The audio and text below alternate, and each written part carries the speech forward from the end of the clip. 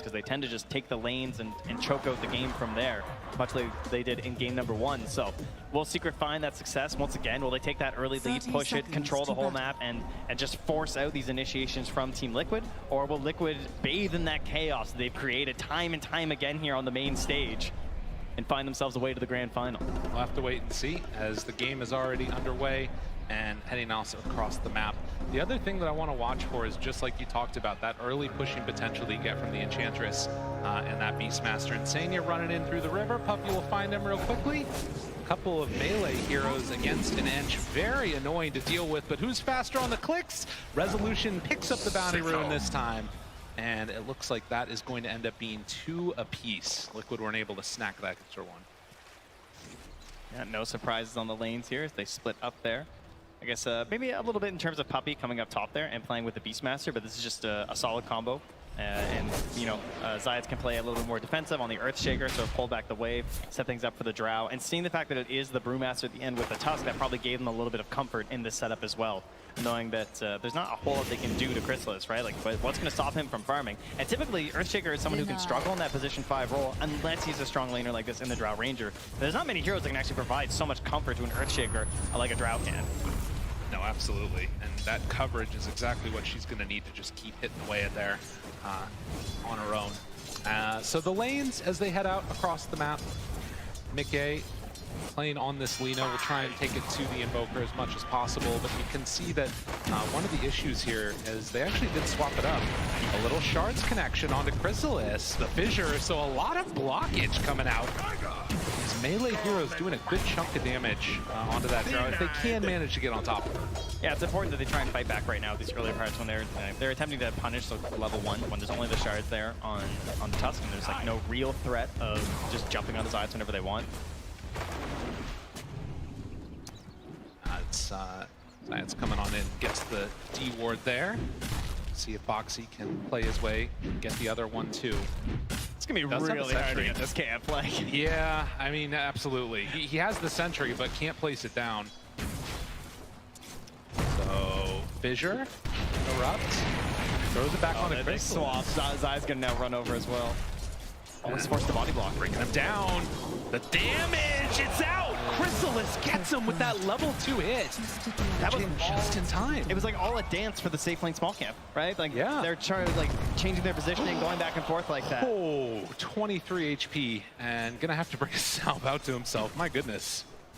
Yeah, this lane is tough. This is a really hard one. Radiant's middle Getting an early win in a lane with an Earthshaker support is going to be a great feeling, because now you've got this Enchantress matching up versus the Undying. You're removing pretty much the whole purpose of this pick. Like, it feels like he really was just picked for the lane.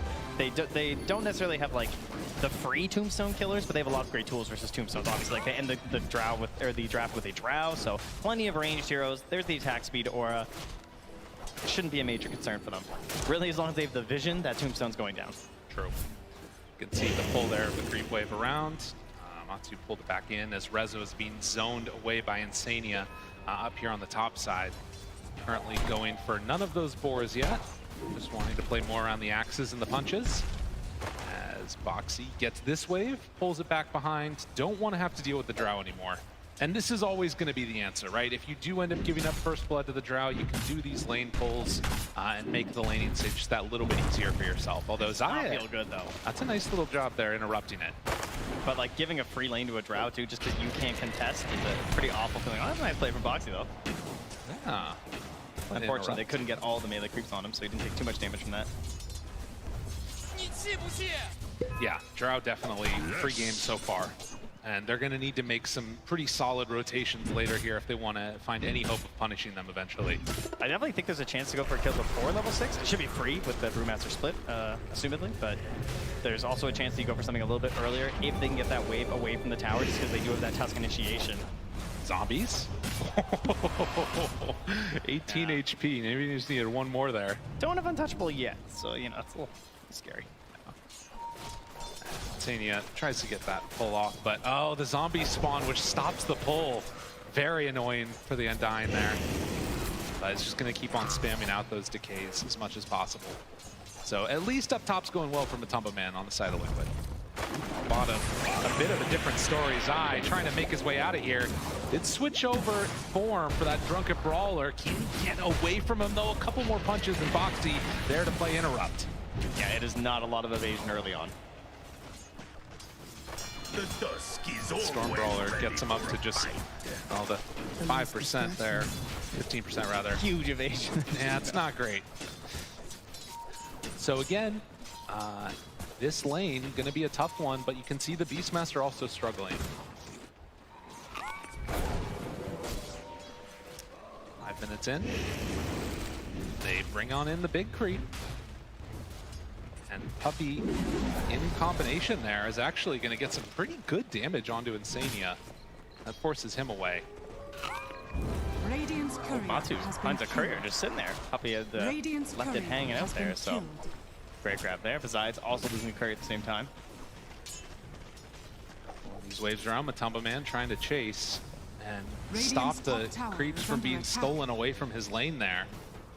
And again, because Undying had to back away, they actually don't even manage to come and contest. Nobody wants to lane is what I'm seeing. Chrysalis is chasing Boxy through the jungle. You know, they got the pull into the small camp here now. Chrysalis can farm that up.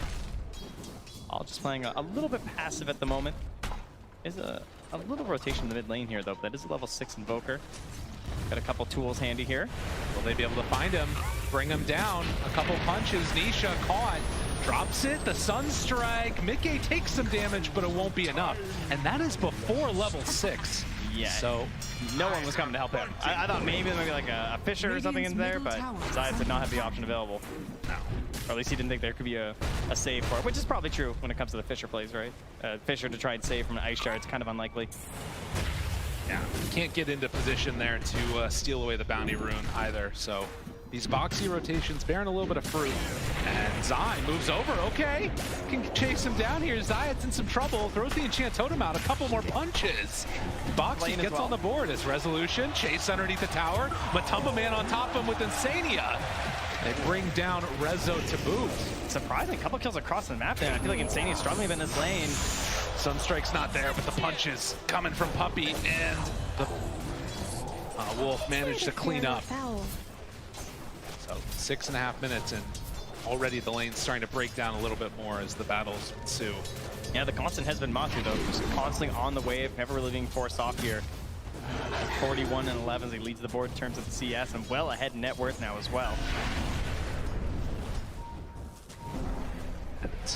Seeing if Nisha can get up to that Hand of Midas as quickly as possible. He is going for this Exort build, so he's going to rely upon these Sunstrike kills.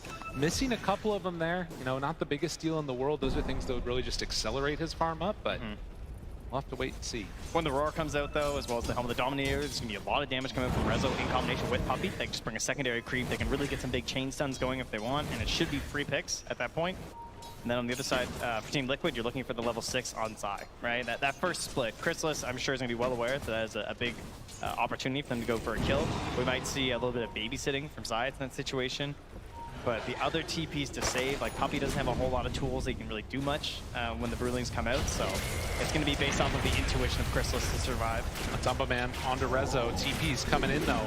Needs to be careful. Infest, and the runaway. They're going to lose Boxy there as Chrysalis heads on out of lane, but they do get away on Matumba Man. Force that rotation, though, but again, that's Chrysalis, right? He saw an opportunity to get out of that lane because he knows what's coming, right? Yes. So better than just waiting for it and having to like run to the jungle. You're a drow, that's not really ideal. You'd much rather take this swap, come up top, avoid the brew split, and start farming here instead. Keep that net worth moving upwards, and so you have this dual core of the Invoker and the drow staying strong. All right. Kind of weird for Rezo, though, because he's playing a Beastmaster. So now, like, he's still farming towards his helm. Now there's like a drow in his lane, you know? Yeah, that part does feel a little bit different. And the other thing about this is we're seeing the Lina just head on back and farm up the jungle too. I was wondering if after getting that ulti online, if she was going to start rotating around, getting some kills, but Mickey opting to just go into the jungle and farm and gets that perfect neutral item for the Lina. Very trinket. It is cool that Rezo has the 3 points in the Axis, though, so he's just like farming up stacks right now while Chrysalis takes his lane. He's not going to fall behind too much. Now they could even go for a smoke play with the Roar if they want to as well. Again, with Puppey's creeps. can chain quite a few. I can pretty much kill anyone, actually. Maybe not Matsu, with the help of a Sunstrike. He's still going to be pretty tanky and hard to grab. But anyone else is going to be a pretty free grab. Right. And of course, those infest plays are something you're going to have to watch for later on. So many units that can get turned into an escape route for that lifestealer. I almost feel like Zai's like kind of annoyed down here. He's just like, I want to kill someone. Can I please? Like someone show, you know? All his other heroes he's been playing, he's able to like push this tower, he's given this space. It feels like he can immediately start pressuring somewhere else on the map, but instead he only really has the creeps to deal with at the moment. Right. And is going to be able to farm pretty well on that brew. Something that you like to see. If you can get into a couple of those later islands, we've seen some of them go for the Wraith packs. Obviously the Aghanim Scepter, not as good as it used to be, but still very strong. Oh, debatable.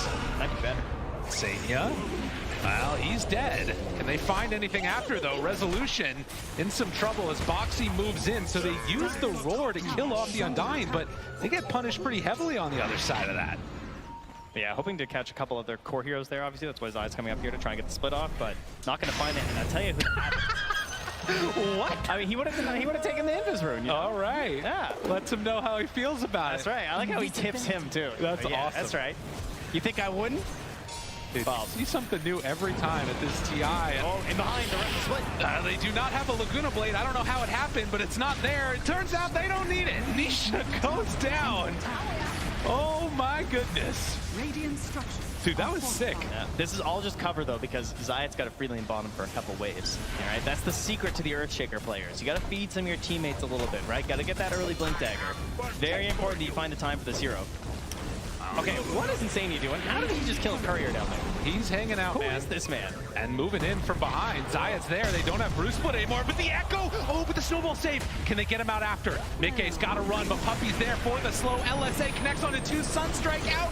It is going to be enough with the hits from Chrysalis. Oh, Insania. He did not know whether he should come in here. He thought about backing up, and he's like, I'll throw a tombstone, maybe we'll do something, but I think in the end he knew that was going to be a tombstone feed. So unfortunately, he kind of just adds on to the bounty. And you can see that after, again, a bit of a slow start to this one, it turns into a bloodbath and some good Cinder Brew damage there out onto Nisha, but they want to try and get some damage onto this tower. The split is down, you know, it's like chum in the water. They know that Zai doesn't have a whole lot he can do in this situation. They smell blood and they go right for that tower. TPs could come in soon. They have to be careful about this one. Rally the dead. But no, that is the power of this Ench. You get that troll creep, you run on in, you take the tower. Oh, how about that, though? An instant smoke as well from Zayat and Puppy. They're going to start moving up towards their Beastmaster because Rezo, of course, has the Roar up and ready, has the Helm Creep. So if anyone tries to contest this tower, again, no split. They're not too worried about it. And this, the replay on the Laguna. Wow, a man.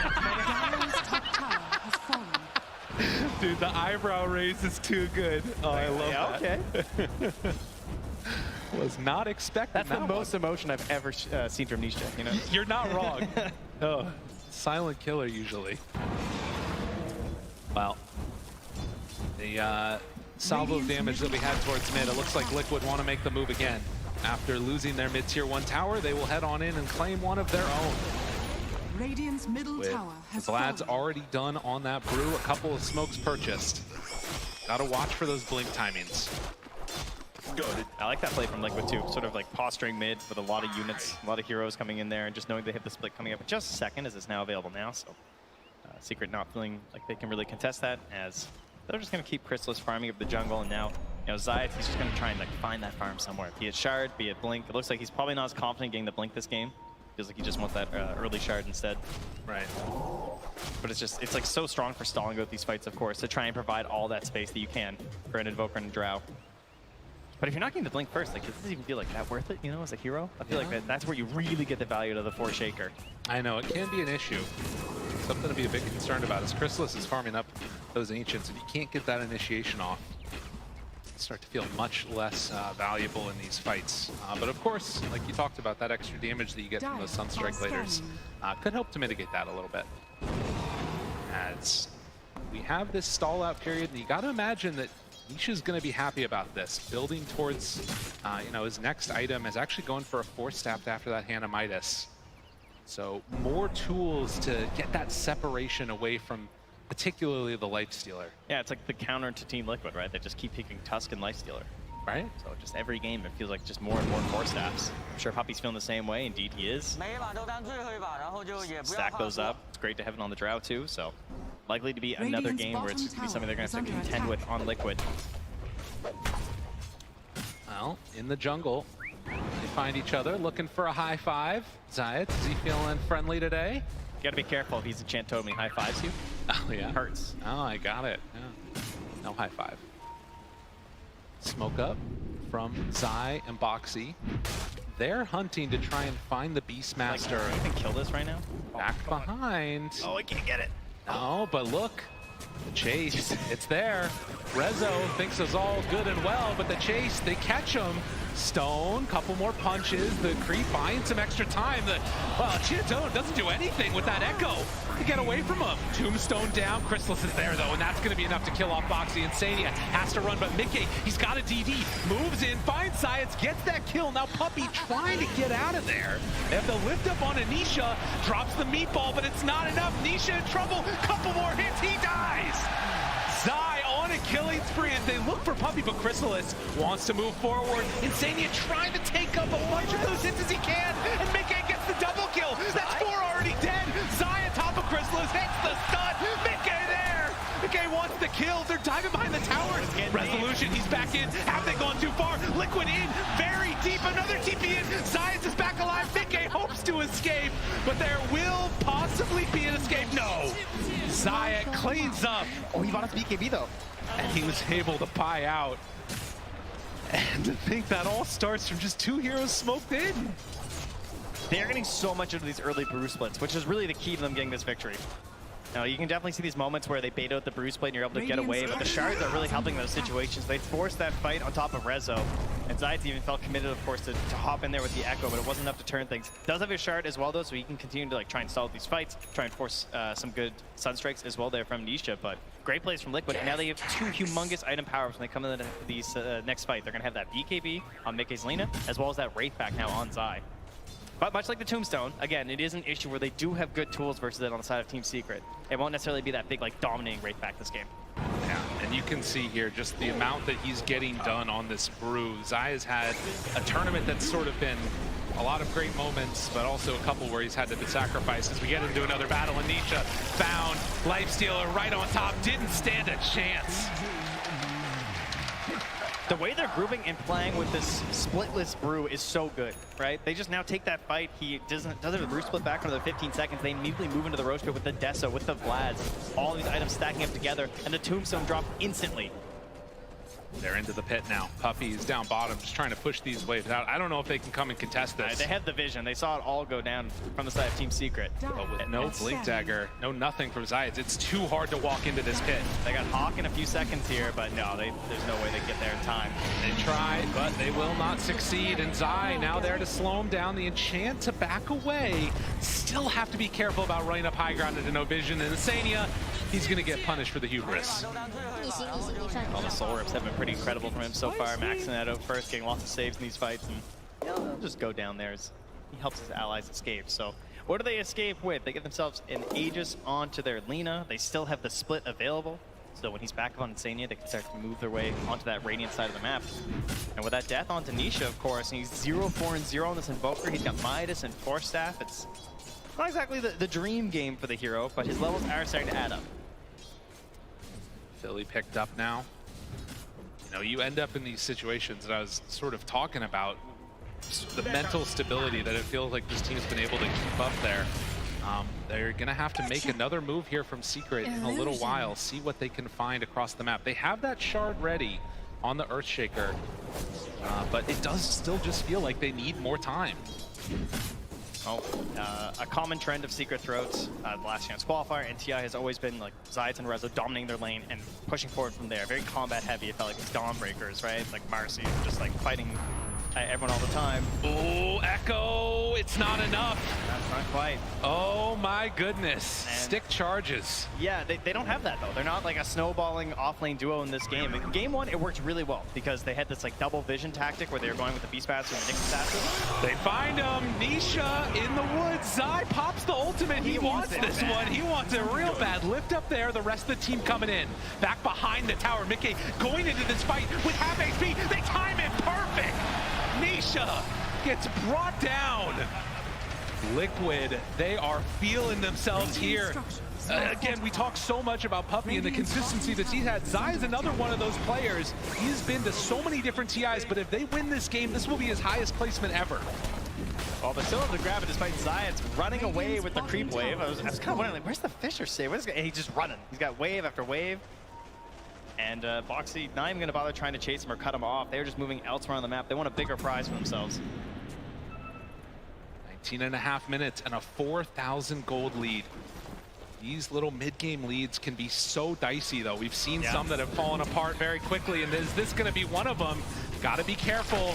Lifestealer inside the open wounds, and Matumba Man going to run away. Resolution just not quite close enough to connect with any roar or anything else. Bit of a bold one there, as there was quite a bit of vision in the area from Team Secret. And Zai, so of course, the long run with the creeps will come to an end here, eventually being caught inside that dire jungle. So.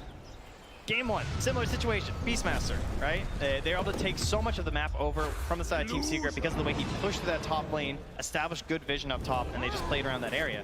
This game, Chrysalis take the top lane instead. Rezo's not able to really like establish that big point, and Liquid just catching all these great fights with the Brewmaster has been so important for them. And Secret, they're really lacking that vision. They don't really know, until Liquid cross the river, they're not really sure what they're up to. And they're not able to go for these, cheeky little plays, the Sun Strikes, to try and get Liquid off balance. Instead, it's Liquid who are just pushing through and always staying very grouped together. Matumba Man showing, and Zai also showed for just a moment. This smoke, it's going to be broken immediately. Zai, he's in an awkward spot now. Insania is there to break it. Tries to find one. Rage immediate turn for the kill. So they will get the Undying. Yeah, Liquid don't want this fight. Secret are throwing all the resources at it once again. Game 2, Chrysalis was really trying to get involved in as many fights as possible to try and get his team to a solid position. He's doing that once again. These TPs up here, trying to find these engagements when he can, then moving back to farm when it looks like the fight's not going to happen. Liquid there, of course, can be a little bit pickier with their fights, but with another minute left on the Aegis, and not getting another tier 2 could be kind of nice if they wanted to. For now, they just seem comfortable going to that next round of items, BKB, potentially on Matu. That blink done on Boxy. They're getting into the Aghanim Scepter next for Zai. I hope so. I hope it goes out over the blink. Blink's obviously really cool, but Radiant's middle tower. Oh yeah. Nice LSA grab. connection for Staff, keeping his buddy alive. This is why Nisha invests in this. And with that lack of connection on the kill, Zayat actually spots out these wards that were just placed. So Crystal's gonna come on in and take those away. D-ward going on, so all vision gone. So the main benefit of the Aghanims, at least to me, would be Zai having the Wind Panda all the time, right? Like the Wind Bruling constantly able to go for the Dispel to kill out these summons, because it's always been like a counterpoint that the Brewmaster has, but it's only during the ulti. Whereas now, when you have this Aghanims, you can actually do it constantly. Walks up the hill. Aegis about to expire. This fight could get a little bit dicey here if they're not careful. Silence out, in trouble, he's gone. Meanwhile, Boxy jumps in, Matumba Man right on top now. Chrysalis, who gets force-sapped off of the cliff.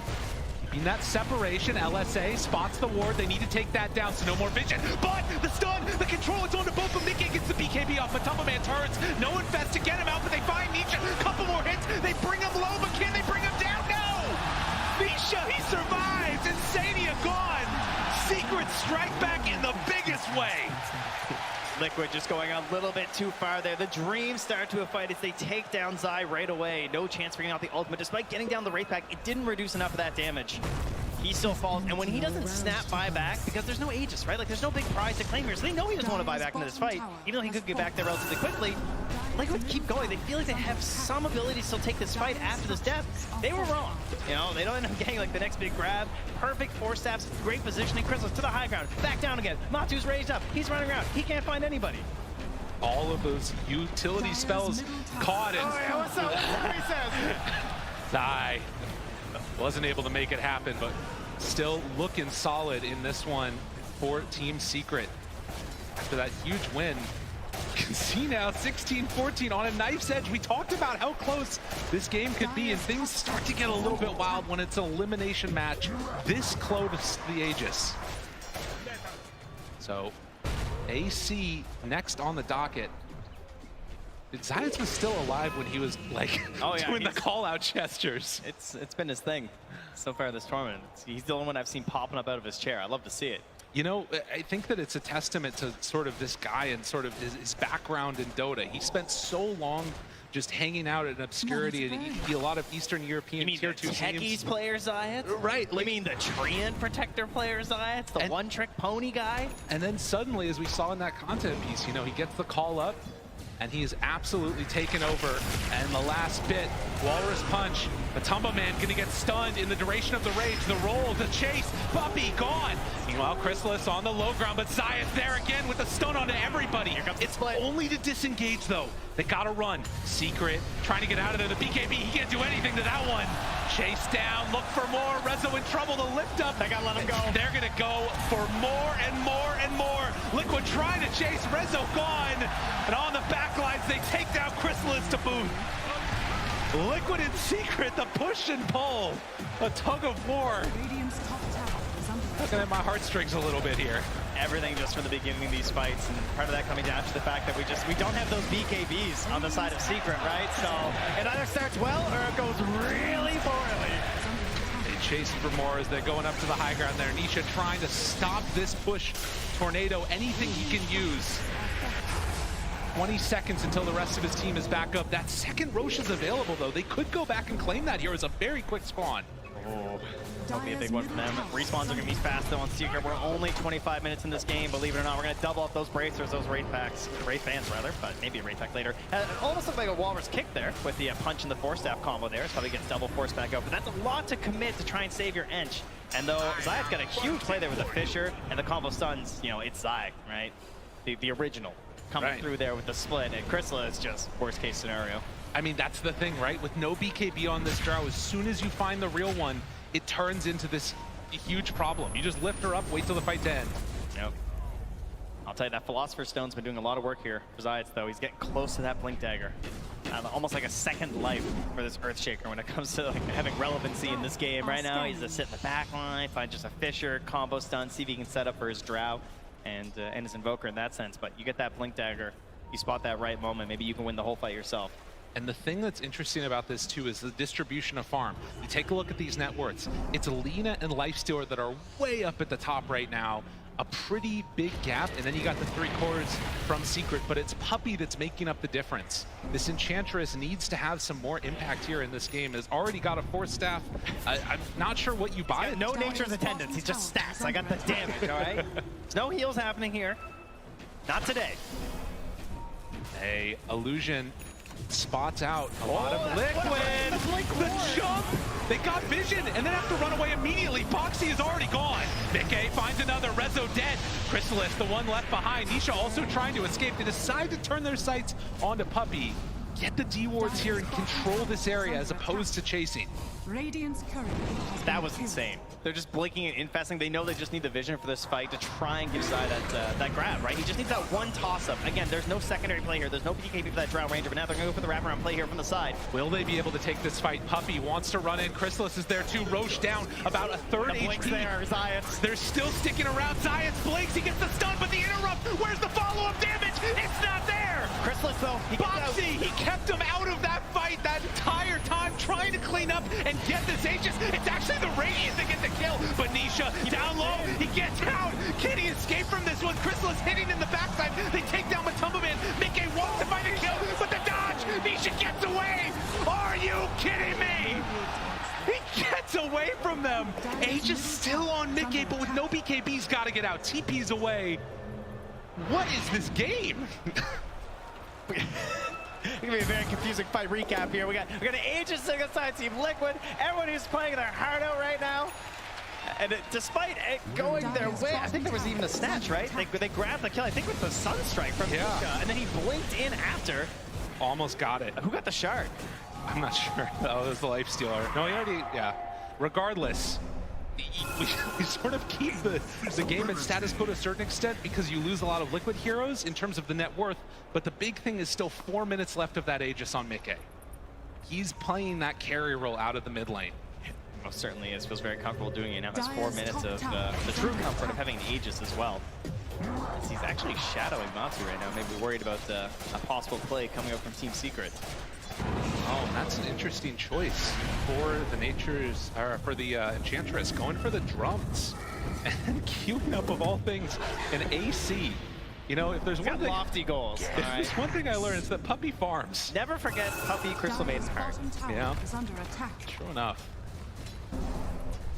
Well, the kill score is even. If there was any doubt about these two teams putting on a show for all you people out here in the crowd, let's dispel those myths right now, as there is still some pressure being mounted in Senia with a surprise in Sabai. That is not one you suspect, that's for sure.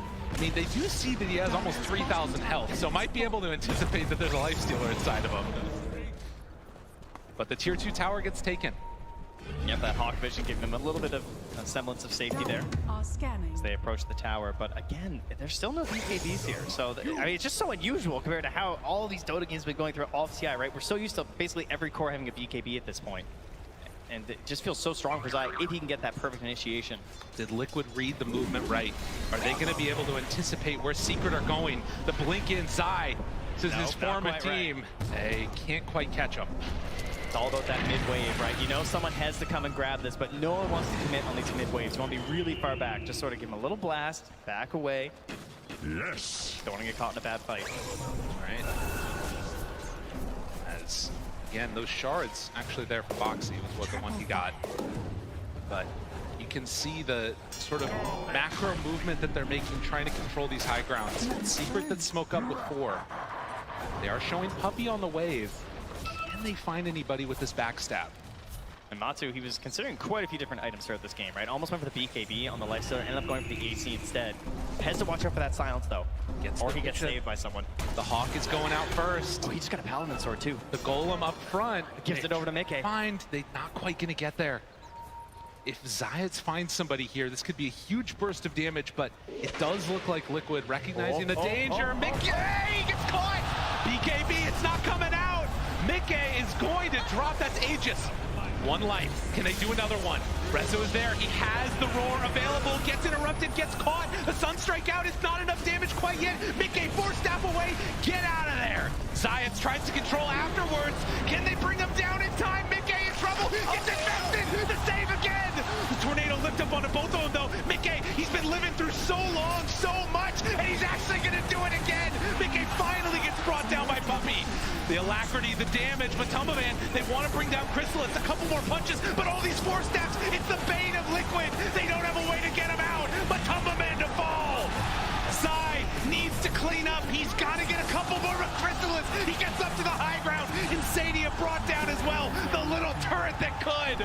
This positioning, altering vehicles on Secret. They're all over the place. Up, down, low ground. A TPO by Rezo at 10% HP. And you said Puppy needed to pop off. Yeah, I think he did. Oh my god. That was an insane. He did the most damage in that last fight. All he did was click. So many rounds of it. And Puppy, he found him again. Puppy does not want to be denied. Chrysalis, a couple more hits. This man, he's a lot of evasion. Does have a blink away from Zai. Needs to hunt, needs to escape, but Zayat, he says no.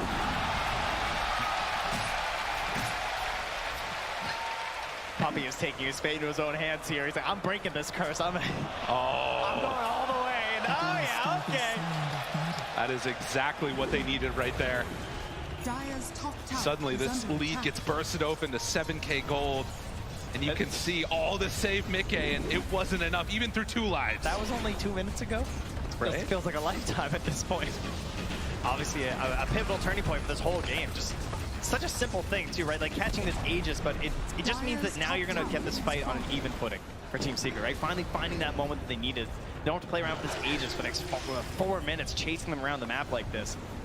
And just so many clutch and tiny moments. And again, it's all about the positioning, right? These 4 staffs, so valuable from Sika. And Rezo at the top of your screen, you see right now, he actually just barely escaped from Zai being chased down. Oh my goodness. That was so close. And then Puppey, like, you know, you heard Tiger talk about during the draft, right? He's just, you know, this Ench really doesn't care about Undying. Because as you can see, he's got a whole posse just following around this entire fight. And they don't really do anything.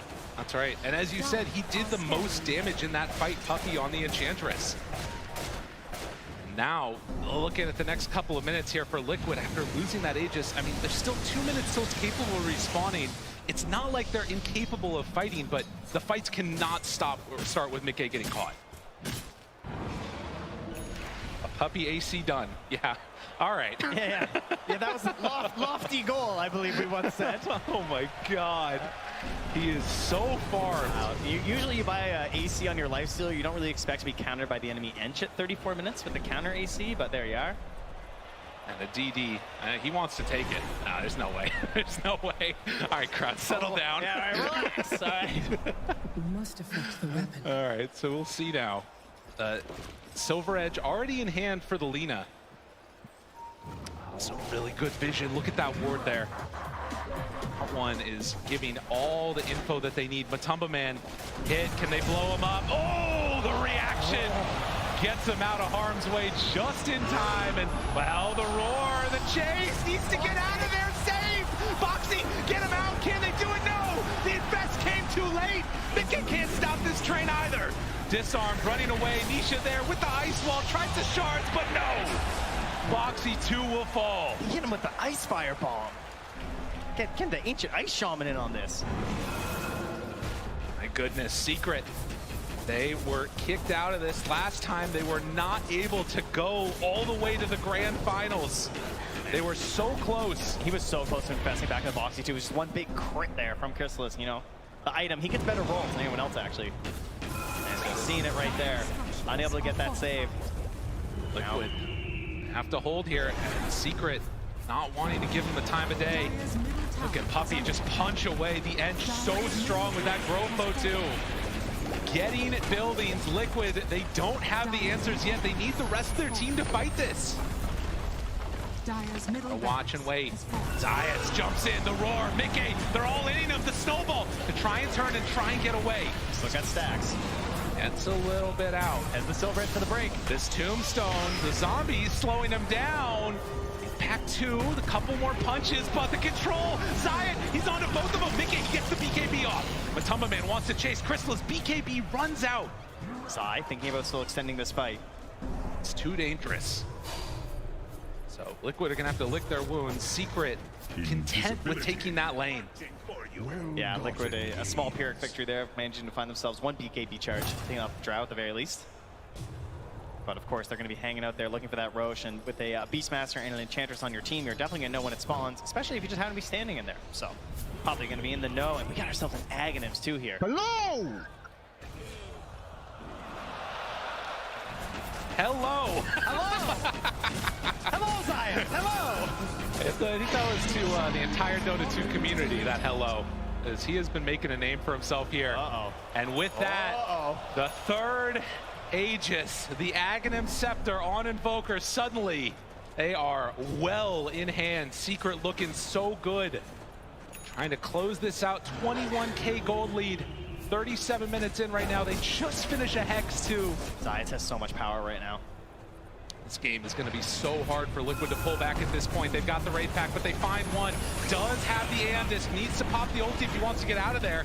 Not too much more trouble. Walrus Punch finds the back line, trying to bring down one. Resolution in some trouble. Hit from downtown. Mickey finds another, but there it is, Science! He stops him again. The buybacks come out immediately. But Tumbo Man, nowhere left to go. He's gone for 70. Secret, they see the grand finals in their sights. They want to claim this here now. Put this game to bed. The snowball is in, has to blink out on Boxy. Is there anything they got in control? Zayat's on top, he's been there time and again, misses the Sunstrike actually. More blinks though. But the chase is there, and Boxy 2 will fall. None of these heroes up. Secret, wanting to close this game out now. Objective gamers in the top lane, Chrysalis and Puppey. taking down the buildings. Looking towards tier 4s even. They setting it up. Chrysalis, the alacrity is there. Tier 4 towers starting to drop. Does the dream run end now? Mickey 4-step away, keeping themselves alive. That's a Secret. big jump. They're low on resources on Secret right now. It's deadly. Oh, but look at that damage. This moment when you sense the victory, the Ancients exposed. Do they have enough left in the tank? Liquid, they want to survive, blows up Science, but do they have any more? The Ancient is falling, and with that, Secret are going to eliminate Liquid. They're going to